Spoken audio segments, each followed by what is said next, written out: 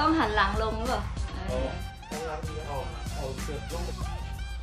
หลังหัวปุ๊กนะมีคำแนะนำนะครับ อย่าเอาลูกมาด้วย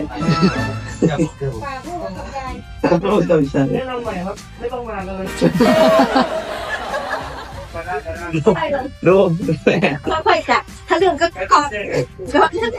ผมก่อนแล้วไว้หลัง